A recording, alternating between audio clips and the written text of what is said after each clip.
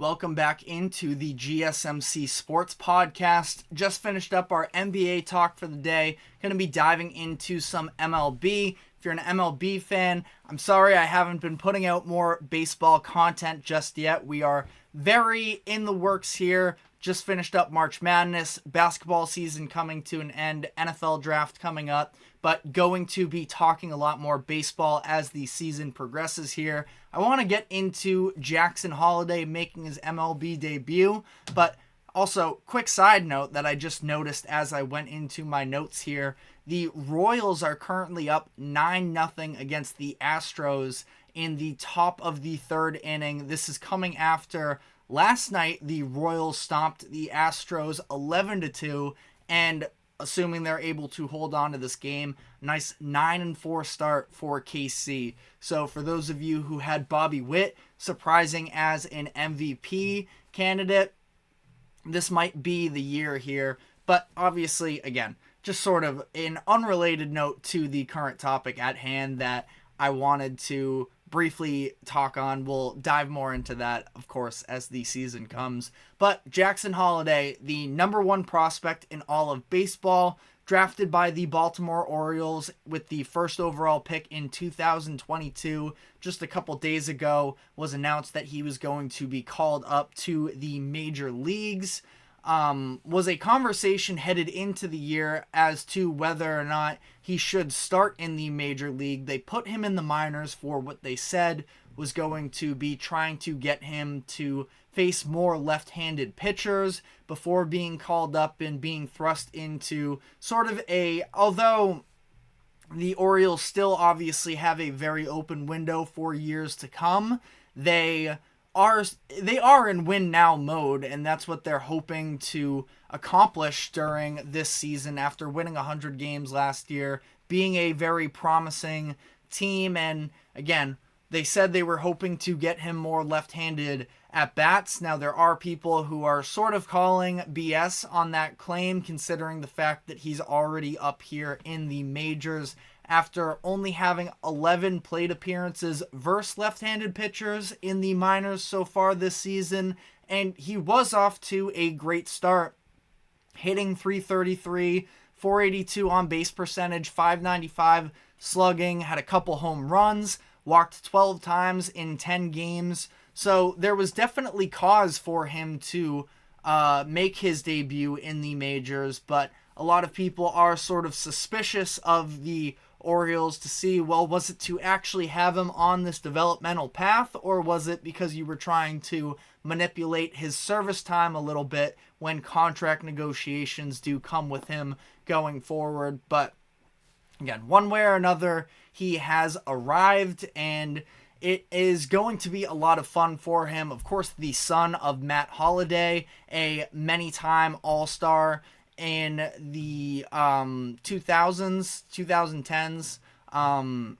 And as for Jackson, last night made his debut. It wasn't necessarily all too tremendous when you look at the statistics. He had 4 at-bats. He struck out twice. He did have his first ever Major League RBI, but I think that it's going to take a little bit of time here. He's batting 9th as things currently stand. I'm sure that the Orioles would love to have him sort of progress into the heart of their lineup, but definitely a long time to come, because as we've seen with the Orioles, they are very reliant on a lot of this young talent. They have Gunnar Henderson hitting at the one Rookie of the Year last year.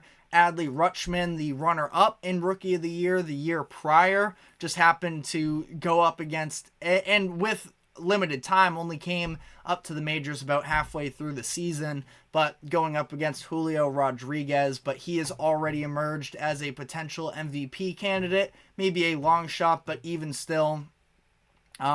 They have Colton Cowser, who's emerged out of just about nowhere. At least, I'm sure the more diehard baseball fans would have been maybe more in tune to him, but he's really come out and shocked, and I don't think that he's going to be standing with Holliday when the AL Rookie of the Year finalists do finally come out at the end of this year. but he is off to an incredible start in his own right, batting .421 and being a significant piece for this Baltimore team. But this was definitely one of the more anticipated MLB debuts in recent history. I know that there was a lot of buzz surrounding Chris Bryant when he made his appearance in the majors, but, you know, Jackson Holliday here, I think the fact that he was sort of the consensus number one pick headed into that 2022 draft. He's been so incredible flying up the majors. He's now here at just 20 years old, I believe he is, not turning 21 until December. So he's going to play out this whole season at just 20. There's a lot to be excited about here, and you know, there's a lot to be excited about with the Orioles as a whole, where yes, they spent a lot of the 2010s struggling. I believe 2016 was the last time up until last season that they were actually a real competitive team. And now, because they have developed their farm system so well, they have youth talent everywhere in Holliday, Rutschman, Henderson. They have Grayson Rodriguez out of the rotation as well. So this is an Orioles team that is going to be a lot of fun going forward. Again, maybe some questions about why they chose to sort of manipulate the beginning of the season with him the way that they have, starting him in the minors and waiting until now. But at the same time, the Orioles were a little bit as well. I wouldn't even say underperforming. It's the very beginning of the year, but this is an extremely competitive AL East, and at the time, they were third in the division. Some of these stopgap players that they were hoping were going to be sort of the people that they could stay afloat with up until Holliday makes his debut in the majors, and it was always sort of anticipated that he would find his way into the major league this season. Just weren't really able to hold up to that level, and you know, things sort of play out to the fact that now he's here. And I think, again, how many times can I say it? It should be a lot of fun to see how Baltimore progresses here. They are in just as good of a, I wouldn't say just as good of a position, but in the American League, I think that they are probably in that top three in terms of expectations behind the Astros and the Yankees in terms of, you know, fully arriving this season. They end up getting swept to the Rangers in the playoffs last year. Rangers are a team that they're not looking to go anywhere. They start out with a nice little start to the season. Not that it's, you know, been anything unheard of. The loss to the Athletics a couple days ago was definitely disappointing, but they have loads of talent. They have more arms coming in their starting rotation as the year progresses, hopefully at least as long as they can all stay healthy, and they have some hot young prospects as well in Wyatt Langford and Evan Carter, who they're hoping that they can sort of still defend their title their title defense, I should say, the best way possible. But the Orioles are up there with just about every other team in the American League odds-wise. Now, I would probably still bank on the Astros ahead of them.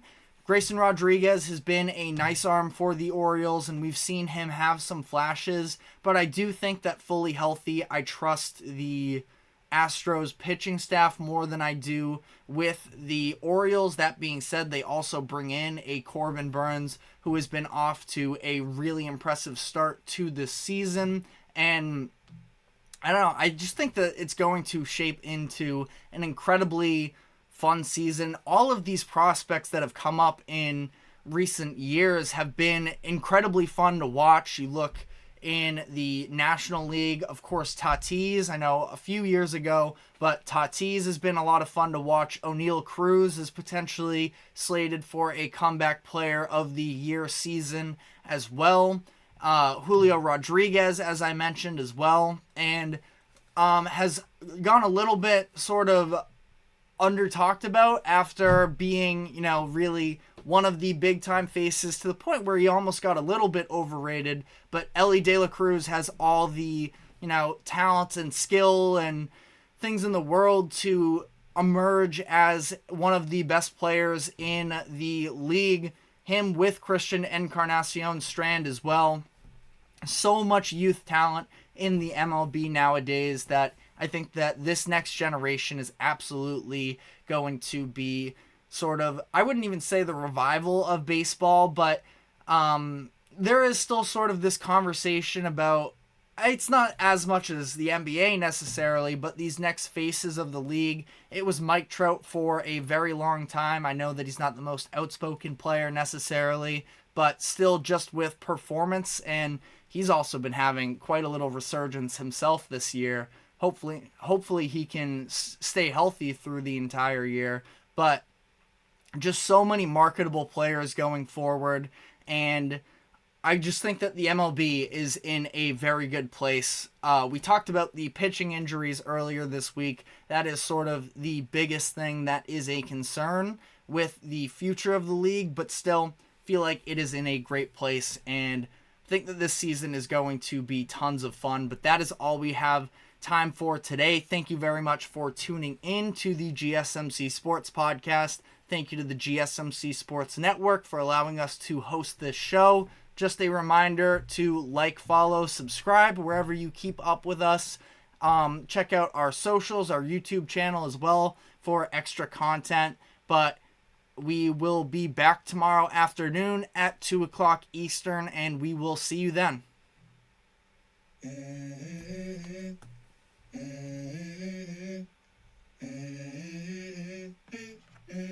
Let's go. I wake up to a little bit of drool on my pillow, feel like it's gonna be a bad day.